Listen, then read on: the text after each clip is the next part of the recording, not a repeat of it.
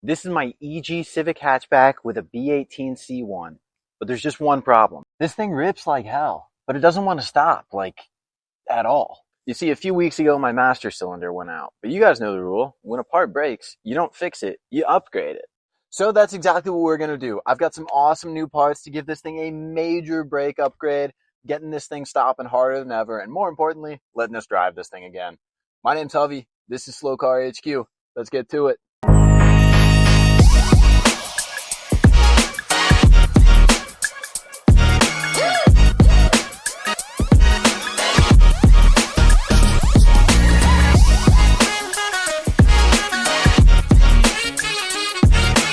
Now, I want to have this thing running by the time we leave the garage today, so we're going to need this thing in the air. Alright, we're up in the air and we're ready to get working. And guys, sure, I could just put a new master cylinder on this thing, bleed it, and start driving around, but having my brakes have gone out gave me the perfect opportunity to upgrade, and it's something I've been wanting to do on this car for a long time. So with that in mind, let's check out the parts that we got. If you ever worked on older cars, anything with a carburetor really, or even any kind of LS motor, you've probably heard that they're a lot like Legos. And Hondas are pretty similar, and thankfully, a lot of the parts are pretty interchangeable. And because they're so interchangeable, it allows us to run this, and this is heavy. This is also a spindle from a Civic EX from the year 96 to 2000. This is a direct bolt into the EG chassis, and what it allows us to do is run a 262mm rotor from an Acura Integra, as well as calipers from an Acura Integra. And these calipers, combined with the much bigger rotor size, are going to give us a lot more stopping power. And if you guys want to see how we prepped that spindle and caliper, including plastic lube on the pads, greasing the slide pins, new bleeders, new lower ball joints to get them ready for the EG chassis, go ahead and check out our last video. But that's not all we're doing. If we want our brakes to even work at all, we got to install this Wilwood single bore master cylinder. This is a direct replacement to what's currently on the car, so I already know it's going to look nice in the engine bay. And because it's so lightweight and compact, it's going to equip our brakes with everything they need to make this thing stop when we want it to, which is generally a pretty good thing when you're driving. This is how the master cylinder is set up currently. You can see it's the same Wilwood one. It's got a bowl up here, single bore cylinder, runs into one brake line that goes over here, and then back into the firewall. Inside of the car, that single line runs into this little T right here, which runs into two T's that plug into the factory proportioning valve. Running out of the factory proportioning valve is a total of 4 lines going to each of the 4 wheels supplying brake fluid. This is a pretty sophisticated little setup, so we want to keep it that way. Let's get the old one off and put the new one on. Alright, so we're dealing with brake fluid and we want to spill as little of this as possible. So we're going to go ahead and prep our new master cylinder so we can kind of pop the old one off and put the new one on. But first things first, we got to bleed it. So I put a little press fitting on the end here. It's going to stop any fluid from coming out of here. There's a little air hole right here. Then we filled this up just to the minimum line, just so we can have fluid that gets into the master cylinder. What you want to do is lightly take this end that you can see swivels around. We're actually going to compress this to simulate as if we're pressing on the brake pedal. We're going to cover this hole too, because otherwise brake fluid would spurt out and we should see some bubbles on the top. So let's give it a try.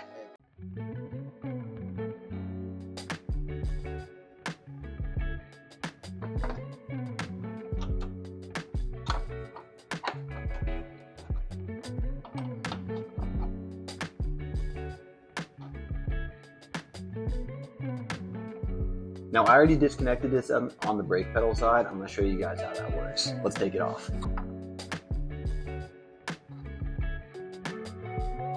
Here's our old master cylinder next to our new one. Both are leaking brake fluid, so I'm going to try to do this quickly. You can see this block here, there's a little push pin that connects to the brake pedal side. We need to measure the distance from where that is and line up this thread on the other side. Let's go ahead and swap those over and then we'll be ready to put this one on the car.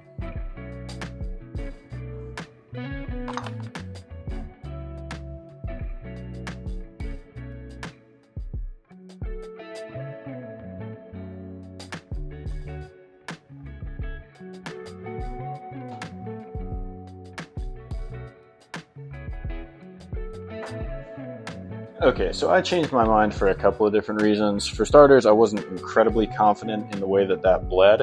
And second of all, when you have the master cylinder on here, it makes it really hard to get to that bolt. So I went ahead and took it off, got really confident in how we had that fitting up there. Now we're going to put the master cylinder on, and then we'll go ahead and bleed this thing on the vehicle. It'll still be a bench bleed process, but the way that we do it will look just a little bit different.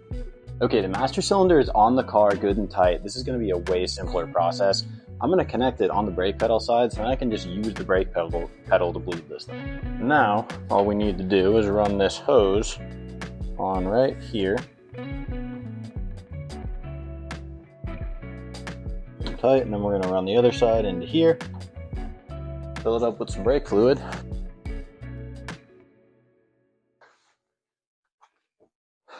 So we've got the master cylinder on the firewall, bolted up where it should be, how it should be, then on the other end connected to the brake pedal.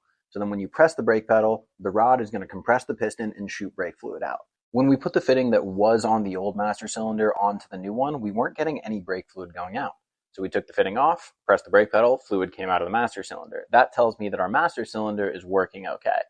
But then we ran the fitting out and we just had 2 or 3 threads ran in on it and we got brake fluid out fine. So that fitting is only going to work when it's threaded in a couple of the threads, which is fine, but the actual threads on this fitting are just beat to hell, and I don't feel exactly safe running it.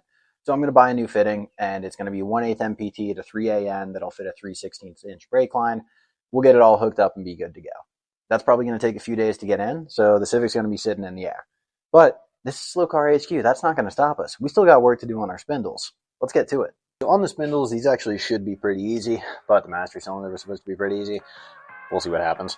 While this is all still bolted up, I'm going to go ahead and take a couple of these things loose while we still have leverage on everything. Ugh, that's tightening.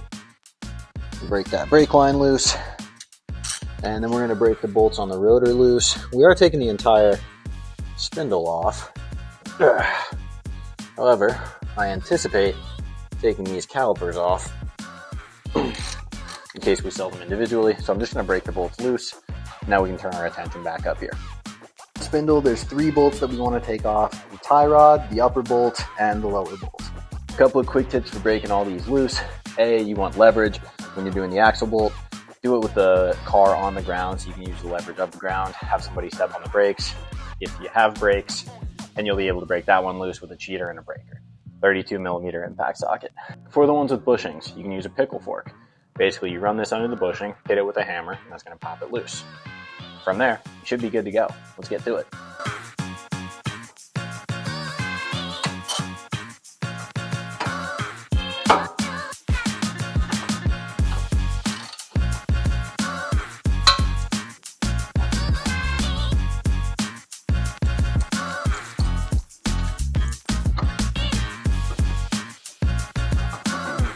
Alright, here's the old spindle versus the new one, and not only does our new one look so much better, it is so much bigger with better components. This is going to be a major upgrade. Let's get it installed.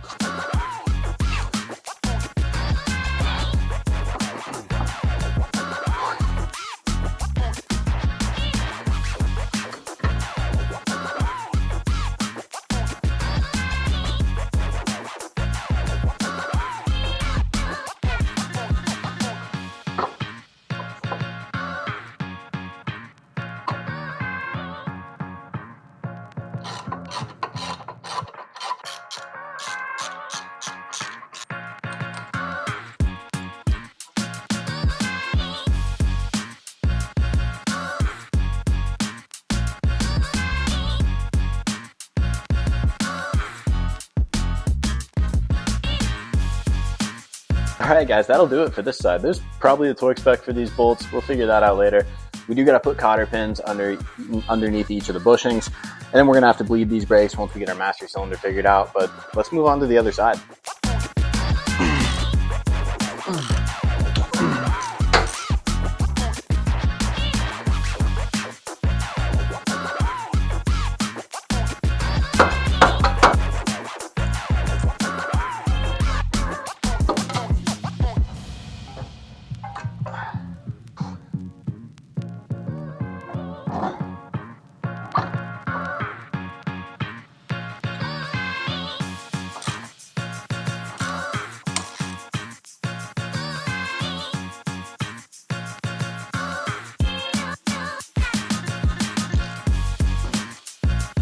Alright guys, and just like that, another long day of working on a car that definitely just wants to die. We got both spindles on, we got our master cylinder bolted up, and this is how this stuff goes. You think you have everything you need, and then you find out that some threads are bad. You got to replace a fitting, and it's going to take 3 or 4 days to get there.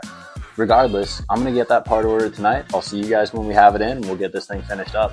All right, guys, it is a brand new day. We got the Evil pack from Evil Energy. These are our AN lines for our master cylinder. Let's get this baby finished up so we can take it for a test drive.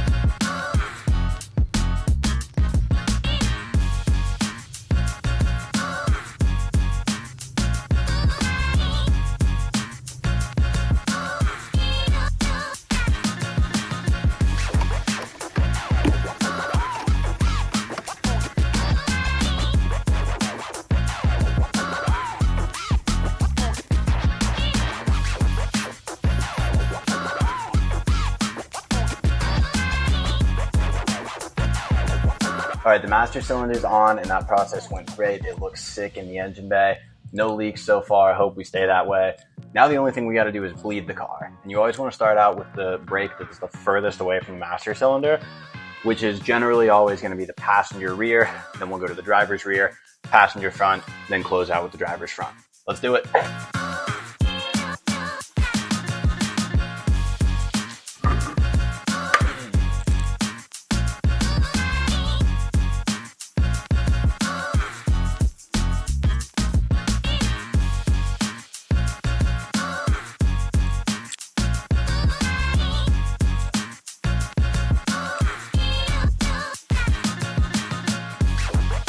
So check it out, it's like this. We're getting brake fluid to the calipers, no leaks in our master cylinder, no leaks on the calipers, which means we're good to go. We just gotta torque these bolts to spec, whatever your heart desires, and then we're going to put the cotter pins in, get those wheels back on, get it on the ground, and get it out of here. Let's do it.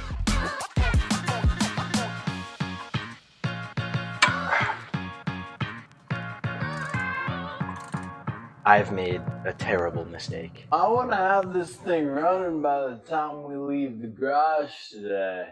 So, the bright side, my wheels fit over these new calipers, which wasn't exactly a concern, but it was going to be questionable. They fit. What I did not account for was that my wheels are a little bit offset from the hub, and they require longer lug studs to put the lug nuts on. So, we're going to take our brand new caliper carriers off and then take the rotor off, and then we're going to hammer out the old studs and then cinch in the new studs from my EG spindles. But I can't do that tonight because I live in an apartment. So we're going to do that when it's daylight outside. Hey guys, I think I might be going insane. And it's because I've been working on this Civic for the last 3 days off camera trying to figure out how to finish this job. Let's get into what we've been doing. So it all started when I thought that I was done with this job and then tried to put the wheel on and realized that these lug studs were not going to be able to accommodate the offset of the Whistler wheels that we're running. The only way to know that before we got into this would have been if we checked. So then I started thinking, oh, no problem. I'm just going to take the studs out of the old spindles, and then I'll take the studs out of these spindles, and then I'll go ahead and swap them over. Shouldn't be that hard, right? So that's exactly what we did. These are the original EG spindles. But in order to take these studs out, I had to notch that part of the brake disc right there. And then we had to notch the individual studs in order for us to hammer these out because there's no fitment at all. Most manufacturers make a little bit of a notch on the spindle itself. Honda in 1992 decided not to do that. So we got to get creative. Flash forward, we get all of these taken out. All's looking great, right? Then we go to start to take these guys out. And it is so much worse on the EX spindles. I'm at the point where I'm literally considering notching into the actual spindle itself, but then I realize I'm going to have to angle grind away way more metal than I'm comfortable with. So I decide, okay, no problem. Let's go ahead and put some new wheel bearings in. So that's what we do. We decide we're going to do a new wheel bearing and a new wheel hub, and it's going to dramatically improve handling in the car. It's probably what we should have done from the beginning. Doing the hub and bearing on these Civics is not for the faint of heart. This is a more complicated job than it sounds like. For a couple of different reasons. You guys are about to see us do it on this side, but we got our new bearing placed in, and then we were ready to do the hub. Here is our brand new wheel hub that's going to get pressed into this bearing just like this. Now we can't do that yet because we need to put our lug studs in here. And these lug studs are extended to accommodate our wheels. But what I've learned is that the threads are so bad on here that these are just loose fitment.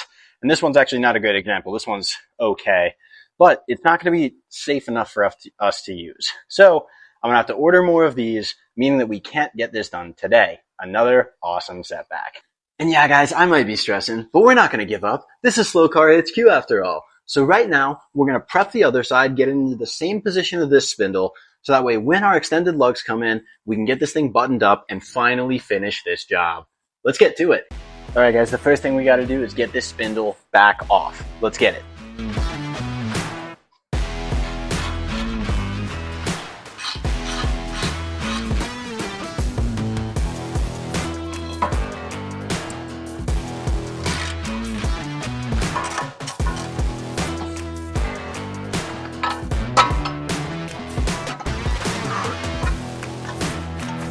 Okay, so now that we've got the spindle off, we do have to get this wheel hub off, and the way for us to do that is to rent this kit from O'Reilly for $455.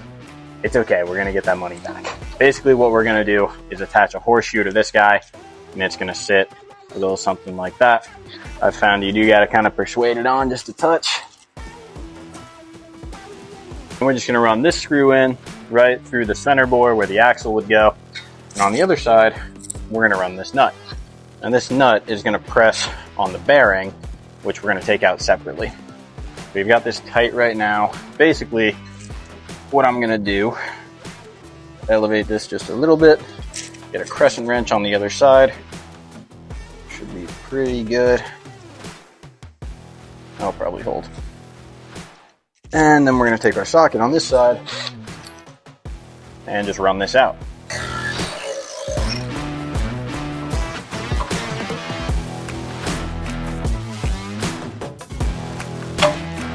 Now that that's done, we got to take the bearing out. And unfortunately, the best way to do this is with oil and strength. I'm just going to grab one of these from our kit here that fits the bore of the cylinder really well. We're going to take our 4-pound sledge and we're going to resolve some childhood trauma.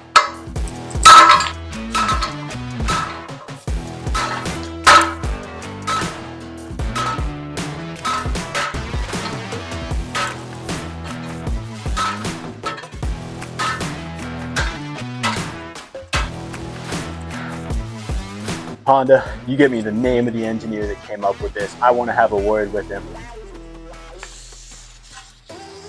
Now that we've won that war, we want to clean this thing out thoroughly. All right, now we're ready to put this thing back together. And I'm just going to run it down with some 1000 grit sandpaper. Going to clean up that mating surface. And we're going to run some grease in here.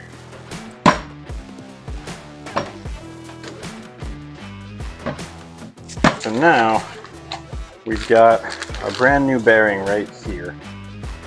I'm just going to run a bead of grease along it, just like we did on the inside.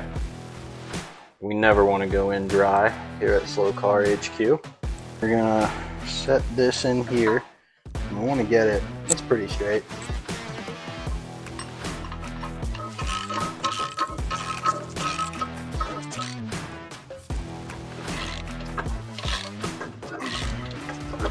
Alright guys, our wheel bearing is in. I left enough space for the snap ring to go, and we're pretty much flush on this side. Guys, there's really only one thing for us left to do tonight, and that's to hammer these old studs out of the new wheel bearing. Guys, that is really all there is left to do today. Now we're at a point where once those wheel studs come in, we can run them into the new bearings, or the new hubs, then run the hubs into the bearings, reattach everything, and we are going to be on the road.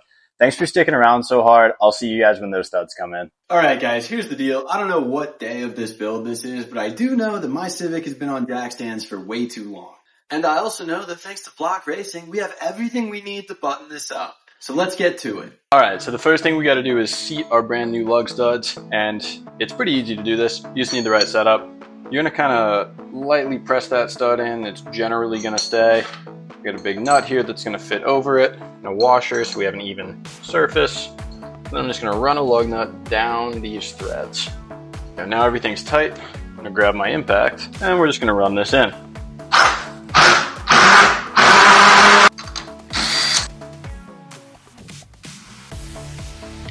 There you go. You can see the spline gauges are on the other side of the hub, and over here.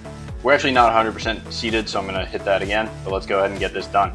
Wheel bearings are good to go. Let's get them attached to the hubs. Look guys, I cannot catch a break on this project. You might notice the wheel hub's in there, but it can rock up and down. That's not good, and it's because the inner race of the bearings separated during install. So we're going to get 2 new bearings, redo all of this, and try it again.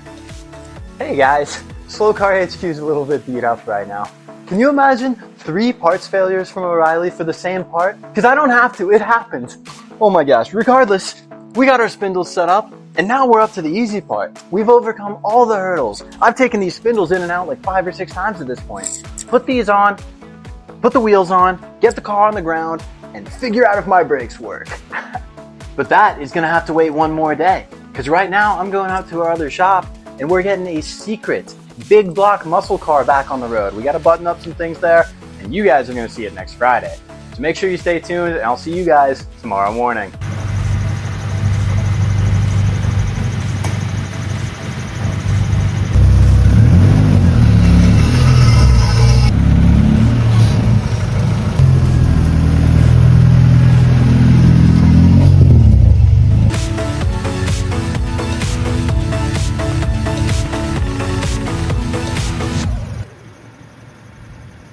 Guys, we had a ton of issues on this job, from parts failures to unexpected replacements to longer shipping times. And it just goes to show you that no matter how good your plan is going into a job, things can always take a turn. That said, the Civic's running great. Our brakes work, the car stops when we want it to, which is a great sign. All there's left is for us to drive it. All right, guys, we just took the Civic on a little bit of a drive, and just a couple of small things to iron out. I'm pretty sure the dust shield's rubbing up on one of these rotors, so I'll just bend that back, no problem. I'm going to re-bleed these brakes after about 10 more minutes of driving, just to make sure that these brand new Integra calipers have all the brake fluid they need from our Willwood master cylinder. Overall, guys, super great job. Some things went right, some things went wrong, but that's just how this stuff goes. You got to tackle it as it comes. We got a lot more to do to this Civic, but at the end of the day, we right now have a lot more stopping power. So if you guys want to see this and the other projects we've got going on, hit that follow, join the next big car channel on YouTube, Slow Car HQ.